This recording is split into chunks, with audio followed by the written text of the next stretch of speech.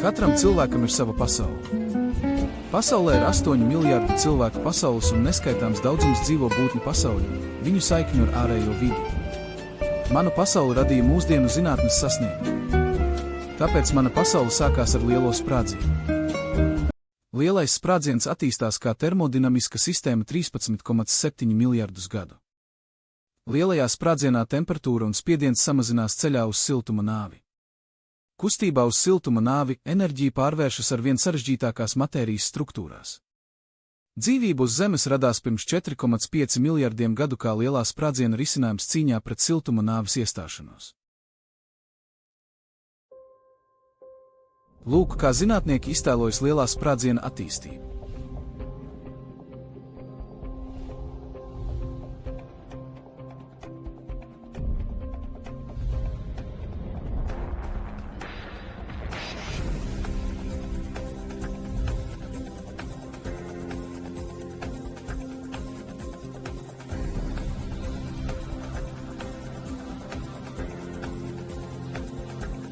Šie ir mani pirmie senči. Viņi parādījās uz Zemes pirms 4,5 miljardiem gadu. Varbūt viņi nāca no kosmosa.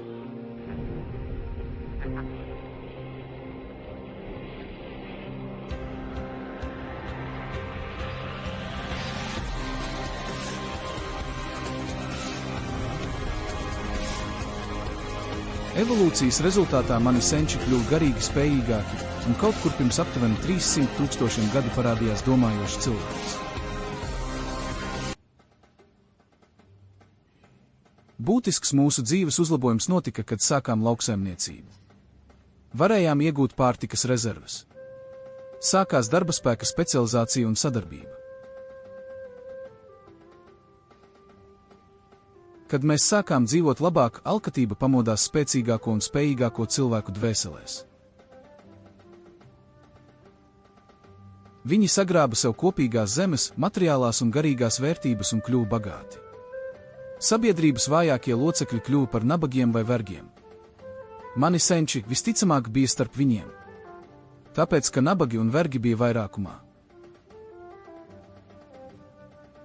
Pirms dažiem tūkstošiem gadu lauksaimniecības zemēs tika izveidotas pirmās vergturu valstis. Alkatība radīja armiju un policiju, lai ierobežot vergu un nabagu cīņu pret netaisnību.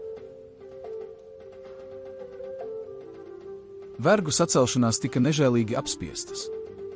Mūsu senči, ja viņi bija dumpīgi vergi vai nabadzīgi cilvēki, tika pienagloti pie krustiem.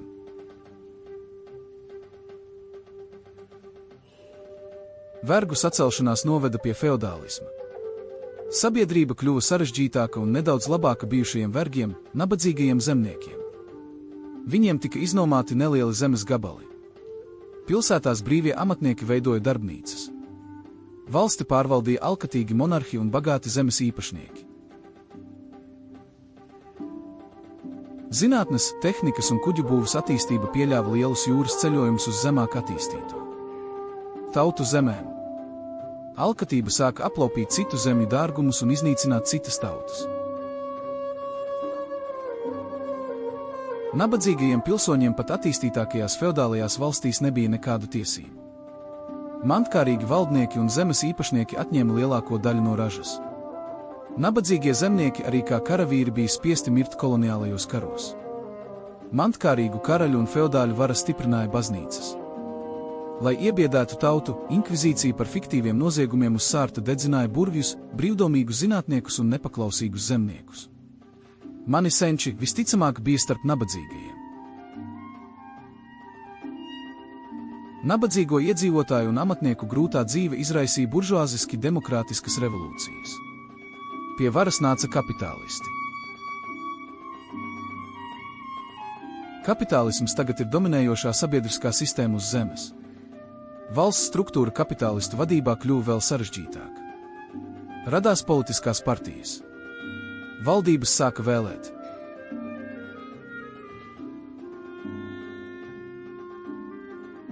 Zinātnes, tehnoloģiju attīstība un lielražošana ir ievērojami uzlabojušas transporta, sakaru un būvniecību un apkalpojošo sfēru. Tas ir ievērojami uzlabojis daudzu cilvēku dzīves apstākļus. Vienlaikus valdnieku un uzņēmēju alkatības dēļ sabiedrībā saglabājas ekonomiskā netaisnība un politiskā spriedze, kas daudzviet izraisa nemierus. Alkatība cilvēkiem ir sagādājusi daudz bēdu. Tā bija cena, kas mums bija jāmaksā par pātrinātu zinātnes un tehnoloģiju attīstību. Esmu priecīgs, ka dzīvoju interneta, mākslīgā intelekta un fiziskā darba samazināšanas laikā. Informācijas sabiedrība, ko ir sasniegušas visattīstītākās valstis, kļūst arvien sarežģītāka ar maigām, ekonomiskajām attiecībām un politisko sistēmu. Sabiedrības attīstība notiek saskaņā ar lielā sprādziena likumiem no vienkāršā uz sarežģīto. Lielā sprādziena likumi liek mums cīnīties pret siltuma nāves iestāšanos ne tikai uz Zemes.